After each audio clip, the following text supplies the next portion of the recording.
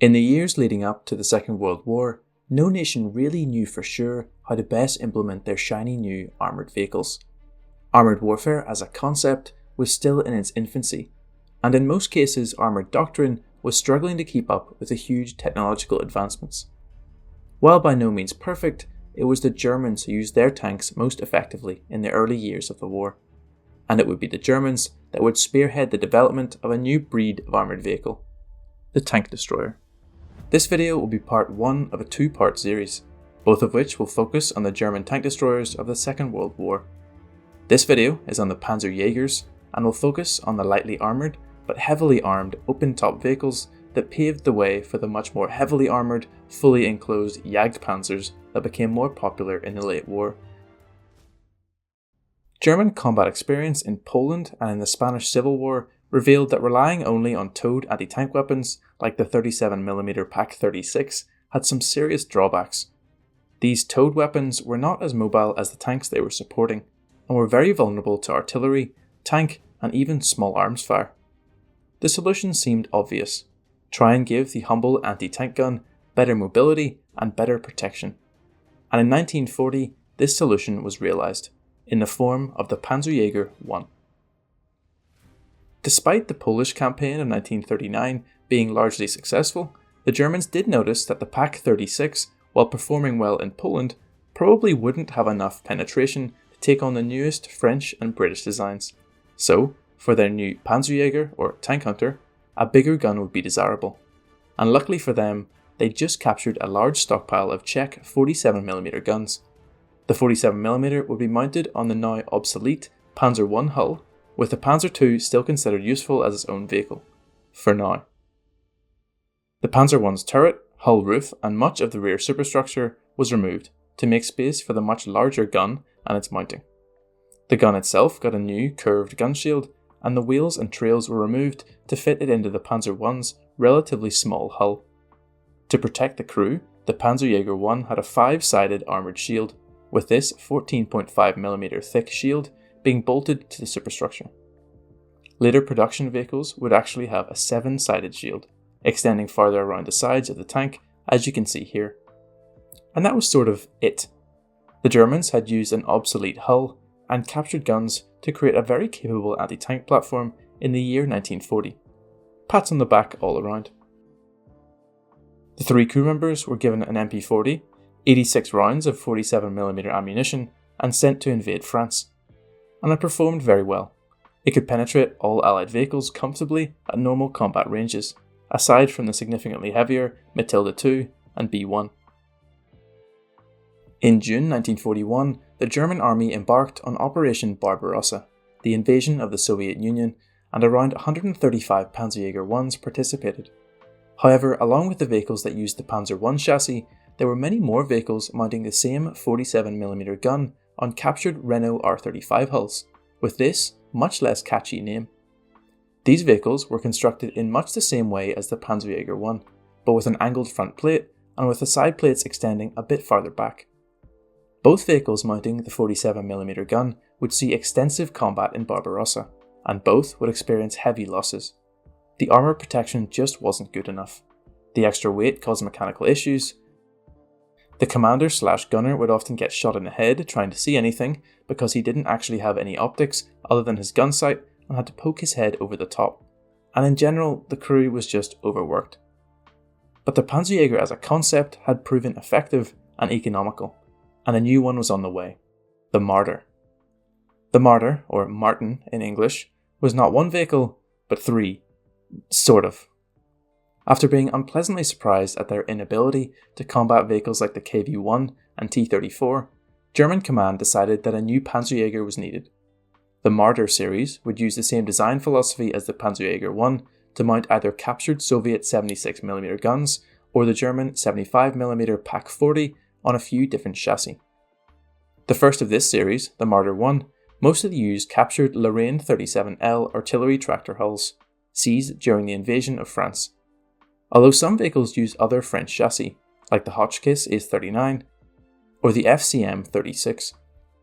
The Marder II mounted the gun on Panzer II hulls, with the first version using the Panzer II D or E vehicles and later tanks using Model F hulls. The Marder III used captured Czech vehicles, namely the Panzer 38T. This came in 3 distinct sub-variants: the Marder III, which mounted the captured Soviet 76mm gun, the Marder III-H, which mounted the Pak-40, and the Marder III-M, which was an attempt to improve the H model. Production numbers varied a lot between the 3 Marder vehicles, with 170 Marder Is being built, around 850 Marder IIs, and over 1700 Marder IIIs, the majority of which were the very capable Ausf-M. The Marders were an economical way to get more 75mm guns into the fight. Nobody expected them to perform spectacularly well. They had much more armour coverage than their predecessors, depending on model of course, but were still very vulnerable. All 3 vehicles did mount MG34 or 42 machine guns, making them slightly less vulnerable to infantry attack, but the thin steel superstructure could only do so much. That being said, all 3 variants served until the end of the war, seeing combat in every theatre, and were always a threat to Allied vehicles, very few of which could take a hit from the Pak-40 and live to tell the tale. But the Pak-40 still needed to be relatively close to do critical damage. If the Panzerjäger could engage from farther away, then that would hugely increase its survivability. To engage from farther away, it would need a bigger gun, and to mount a bigger gun, a bigger chassis. The next Panzerjäger, the Hornis, or later the Nashorn, would mount the huge 88mm Pak-43 on a Frankensteined Panzer III/Panzer IV chassis. But this technically isn't the first Panzerjäger to use the Panzer IV hull. You didn't think I'd forget about Fat Max, did you? Actually predating the Marder series was a prototype Panzerjäger named this, or sometimes this? Luckily it was less formally known as the Dicker Max, which is much easier. The Dicker Max came into being as early as 1939 and was designed around a 105mm K-18 field howitzer, mounted on a heavily modified Panzer IV-D chassis. The vehicle was initially designed as a bunker buster, lobbing APHE shells into the Maginot Line. When this purpose faded away after the fall of France, it was instead trialled as an anti-tank weapon, with both Dicker Max prototypes being sent to the Eastern Front and seemingly racking up some serious kills. Both prototypes were eventually destroyed, one by enemy fire and one by an ammunition explosion. Fat Max was simply too fat, underpowered and a bit redundant for full-scale production.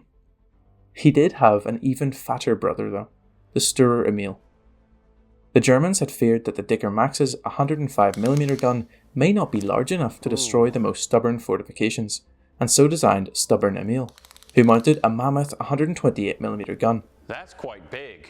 A variant of the Flak 40 anti-aircraft gun.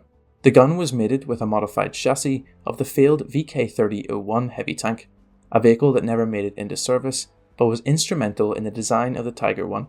The VK-30 hulls had to be lengthened to fit the gun into the vehicle, which in reality was obsolete even before they were completed, as the Maginot Line was no longer an issue, and the VK-30 itself had already been cancelled long ago. Instead, the 2 prototypes, Max and Moritz, lumbered to the Eastern Front to take on the Soviet heavies. Max was destroyed sometime in the summer of 1942, while Moritz and her crew racked up over 20 kills before being captured in 1943, and she is now on display in Kubinka Tank Museum. Anyway, the Nashorn. Like I said earlier, the hull was actually a combination of a Panzer III and a Panzer IV. It used a Panzer IV hull, but with the width of the Panzer III. The transmission, front drive sprockets and steering unit were Panzer III, but the suspension, tracks and engine were from Panzer IV, and naturally the superstructure and gun were new. Notably, this vehicle was much more purpose-built than the previous Panzerjägers, and was essentially a new vehicle. The Nashorn had a crew of 5, with 2 in the front hull and 3 in the large superstructure. Aside from the 88mm gun, the crew had 2 MG34 mounts on either side of the vehicle, and finally had some periscopes, solving the nasty being shot in the head issue first seen on the Panzerjäger I. The gun itself was immense, penetrating over 180mm of 30 degrees sloped armour at 500 metres. It would later be mounted on the Tiger II, a much more well-protected vehicle than the open-topped 30mm armed Nashorn. The fact that the Nashorn could engage threats from much longer ranges meant that this thin armour was less of an issue. An incredibly impressive combat debut at the Battle of Kursk in 1943 showcased this concept nicely. If the vehicle could operate on flat ground and at long range, it was the perfect Panzerjäger. In Italy, however, the Nashorn suffered, not adapting well to the closer range, hilly terrain in theatre. All in all, just under 500 Nashorns were built, with only 3 surviving the war. And so we reach the end of the Panzerjägers, some sensible and some completely ridiculous, but all serving the same purpose: mount a big gun in a relatively small tank with limited protection. My next video will cover the Jagdpanzers, which had similar firepower but a lot more protection, and by the end of the war quickly became a little ridiculous.